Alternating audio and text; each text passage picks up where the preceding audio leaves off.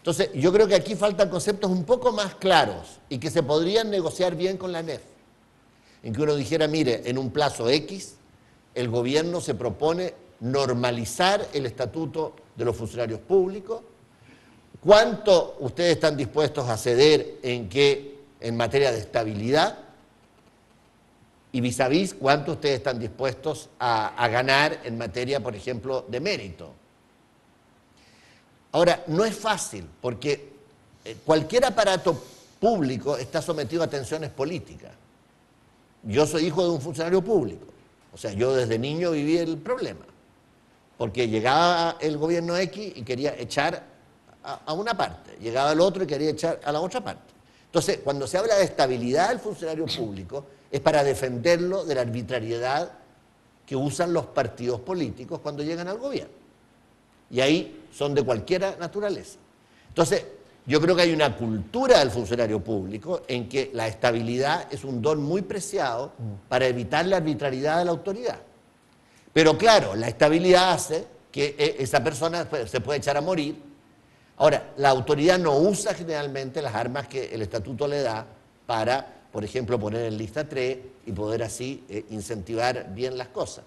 Pero yo creo que hay que abrir una conversación más de fondo sobre el estatuto de los funcionarios públicos, y esto hay que hacerlo con ellos, hay que hacerlo con la ANEF. Ningún gobierno va a poder hacer esto contra los funcionarios públicos, y hay que tener ideas más claras, yo creo, y más compartidas sobre la materia. No, yo creo que el problema que tenemos y que se ha acentuado durante los últimos años es que, por un lado, para cierto nivel de los funcionarios públicos se ha ido estableciendo una legislación que es cada vez más rígida en el sentido de que no premia el esfuerzo y el trabajo del funcionario, sino que fundamentalmente lo que premia es la antigüedad. Y para otro eso es nivel, para la minoría que está de planta. Exactamente. Porque el que está contrata y sobre la base de honorario. Por eso no he podido terminar. Sí. Entonces, sí. esa es la gente que está en la planta. Correcto. Y simultáneamente con eso, hay un número muy alto de funcionarios, que son de confianza política, ¿ya? Que a su vez no tienen una mínima protección y se prestan, y eso es el resultado que hemos tenido durante muchos años, ¿no es cierto?, para el cuoteo político. Entonces, hoy día, un número significativo de los funcionarios del sector público no tienen un incentivo adecuado para trabajar, y el resto tampoco lo tienen, porque al final dicen, puede que yo no haga bien mi trabajo, pero finalmente yo estoy protegido por el parlamentario, por el presidente del partido, etc. Entonces, en el fondo, tenemos el peor de los mundos.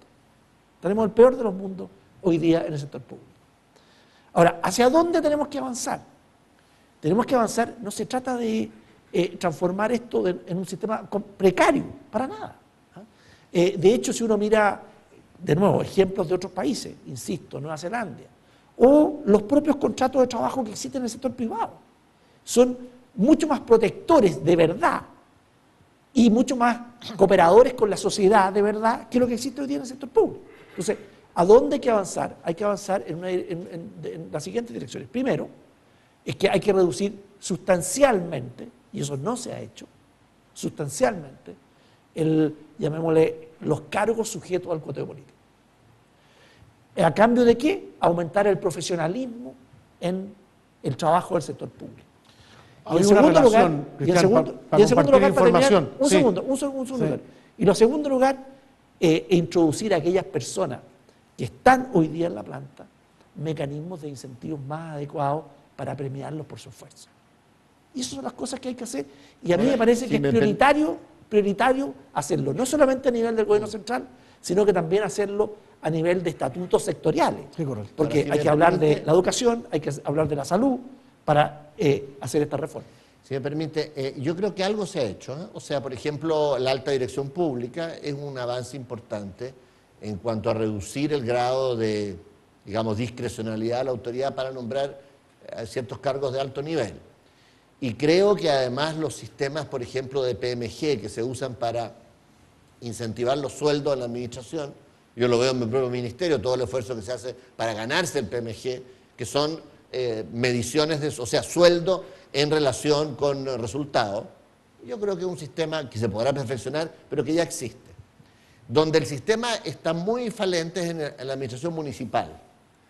Y ahora que nosotros quisimos cambiar el estatuto, haciendo efectivo la reforma constitucional del artículo 121, para que el alcalde pudiera, con una mayoría importante del Consejo, una vez poder articular mejor la planta, la verdad que tuvimos la oposición de la oposición, perdón que reitere, fue la oposición, y además esa oposición convenció también a parte de los parlamentarios de la concertación y lo echaron abajo. O sea, la modernización del aparato municipal fue detenido por que en las tribunas, la CEMUCH, donde hay dirigentes de todos los partidos, también hay importantes dirigentes de oposición, hicieron un lobby suficiente para que parlamentarios de la oposición y algunos de la concertación votaran en contra. Y eso nos impide, tenemos que esperar casi un año para volver a presentar el proyecto. Entonces, eso demuestra que hacerlo contra los trabajadores es extremadamente difícil, porque el Parlamento muy raramente va a votar algo que el gremio considere que es lesivo, como fue en este caso los trabajadores de la CEMUCH, aunque yo creo que la reforma ellos la comprendieron mal, pero tal vez no hubo un diálogo suficiente con ellos. Hay que decir que el sistema de alta dirección pública puso coto a una realidad que era absolutamente excesiva. En Chile alrededor de 4.000 cargos eran de exclusiva confianza, 4.000. En Gran Bretaña son 500 los cargos. Entonces la comparación era realmente, se había llegado en Chile a un número brutalmente excesivo. Quiero volver un poco a la pregunta inicial en términos de que cuando hablamos de modernización del Estado da la impresión de que la agenda tiene que comprender un gran proyecto y una gran cantidad de leyes. Y yo tengo la impresión que lo que tiene que comprender, más que una gran cantidad de leyes, es mucho instrumento de gestión y usar mucho más lo que hoy día tenemos dentro del aparato del Estado. Y por eso vuelvo un poco a la pregunta anterior. Hoy día el 50% de los funcionarios públicos no son de planta. Así es. Incluso los funcionarios públicos de planta, al momento de calificarlo, están todos en lista 1. Aquí no se trata de despedirlo o no despedirlo, se trata de ponerlo en lista 1.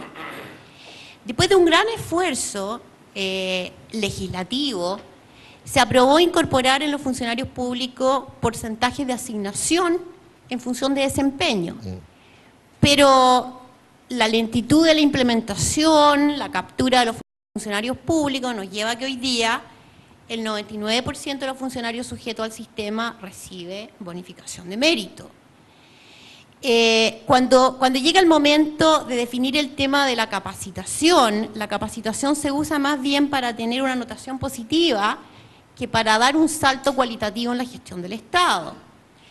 Cuando hablamos de la reforma de salud y discutimos en el Parlamento el énfasis en términos si es pública y privada y terminamos con el énfasis en la gestión y queremos poner como instrumento de gestión los hospitales autogestionados, es lo que se queda atrás. Cuando uno analiza el resultado y ve un poquito lo que ha pasado con los temas más relevantes en términos de noticia en la gestión del Estado, a uno le queda la sensación de que hay algo que se le viene encima, porque temas tan simples como chequeos computacionales en las subvenciones, en los listados de enfermos, etcétera, no se hacen. Entonces da un poco la impresión de que el tema gestión y voluntad en la gestión es lo que está relegado más que el tema de una agenda legislativa propiamente tal. Y por eso que el tema político y el tema del freno político de los funcionarios es tan relevante. Cuando uno mira las empresas públicas, ahí no hay un tema ni de planta, no hay un... Claro, hay un tema de que están extremadamente expuestas a la captura, de cómo son los gobiernos corporativos, pero si se quisiera hacer bien y se quisiera poner gente con un primer afán en el tema de gestión, podría hacerse bastante más. Entonces a mí me da la impresión de que este énfasis de hacer agenda legislativa no es el camino, cuando hay tanto camino por recorrer. Hay una serie de instrumentos de gestión, los PMG. Yo vi en su minuto los PMG de Chile Deporte y eran los mejores, absoluta incapacidad